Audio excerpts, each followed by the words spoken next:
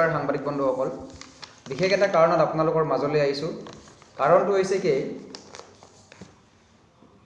কোকৰাঝাৰ লোকসভা সমষ্টিৰ সাংসদ নৱ শৰণীয়াই প্ৰকৃততে ট্ৰাইবেল হয়নে নহয়, বা শৰণীয়া কছাৰীসকল প্ৰকৃততে ট্ৰাইবেল হয়নে নহয়, বা তেওঁলোকে ট্ৰাইবেল ষ্টেটাছ পাইছে নেকি ভাৰত চৰকাৰৰ পৰা, এই বিষয়ে জানিবৰ কাৰণে আমি জনজাতি ছাত্ৰ সন্থাই এটা অনুসন্ধান চলাই আছিলোঁ।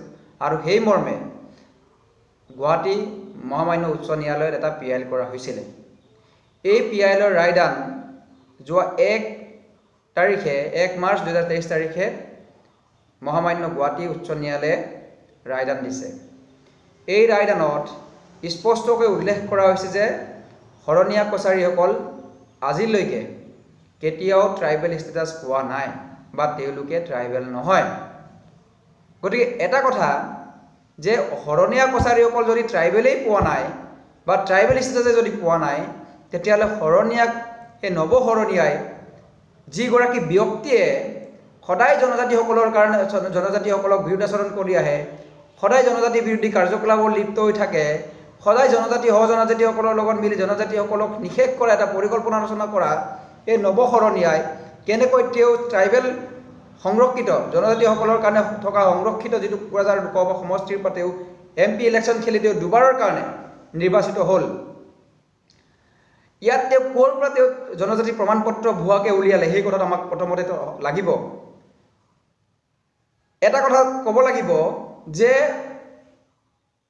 তেওঁ ইয়াত স্পষ্টকৈ ইলিগেল কাৰ্যসূচীত মানে অবৈধ কিছুমান কাৰ্যসূচীত লিপ্ত হৈ আছে, আৰু সেই অবৈধ কাৰ্যসূচীত লিপ্ত থকাৰ কাৰণে তেওঁ ভুৱাভাৱে অবৈধভাৱে ফেকলি তেওঁ এটা জনজাতিৰ প্ৰমাণ পত্ৰ উলিয়াই তেওঁ আজি এটা MPৰ নিচিনা যিটো মৰ্যাদা থকা এটা সন্মানীয় সাংসদ পদত তেওঁ নিৰ্বাচিত হৈ আছে।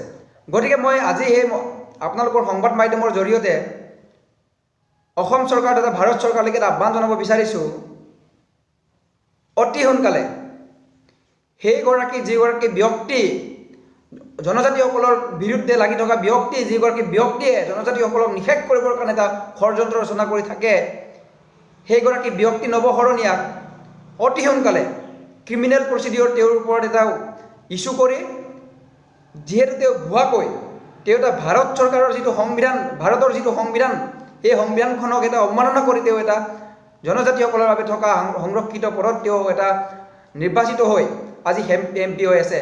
এনেকুৱা কিছুমান ব্যক্তি, যিগৰাকী ব্যক্তিয়ে অবৈধভাৱে জনজাতিৰ প্ৰমাণ পত্ৰ উলিয়াই তেওঁ এটা হোৱাক, গতিকে তেওঁ এটা সম্পূৰ্ণ এটা ক্ৰিমিনেল হয়।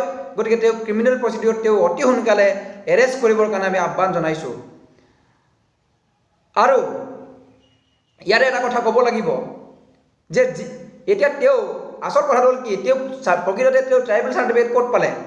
যদি তেওঁ ভাৰত চৰকাৰ বা পাৰ্লিয়ামেণ্টতে তেওঁলোকে পাছ হোৱা নাই বা আজিলৈকে তেওঁ ভাৰতত তেওঁলোকে আজিলৈকে বা ভাৰত চৰকাৰে তেওঁলোকক আজিলৈকে ট্ৰাইবেল ষ্টেটাছ দিয়া নাই, তেতিয়া তেওঁ ট্ৰাইবেল চাৰ্টিফিকেট ক'ত পালে? কোনে তেওঁক ট্ৰাইবেল চাৰ্টিফিকেট প্ৰদান কৰিলে, সেই বিষয়ে জানিব লাগিব। আৰু এই যিসকল মানুহে তেওঁক ট্ৰাইবেল চাৰ্টিফিকেট দিয়াত জড়িত হৈ আছে, সেইসকল মানুহকো অতি সোনকালে তদন্ত কৰি গ্ৰেপ্তাৰ কৰিবৰ কাৰণে দাবী জনাইছোঁ। হয় দাদা, কিন্তু অসমৰ ৰাজপথ কিন্তু কোকৰাঝাৰ অন্যান্য সমগ্ৰ আমাৰ জনজাতীয় অধ্যুষিত অঞ্চলসমূহৰ এটা অসমৰ ৰাজপথ বা অসমৰ জনজাতীয় অধ্যুষিত অঞ্চলসমূহৰ এটা উত্তপ্ত পৰিস্থিতিৰ সৃষ্টি হ'ব, এইটো স্পষ্ট আমি কৈ দিছোঁ।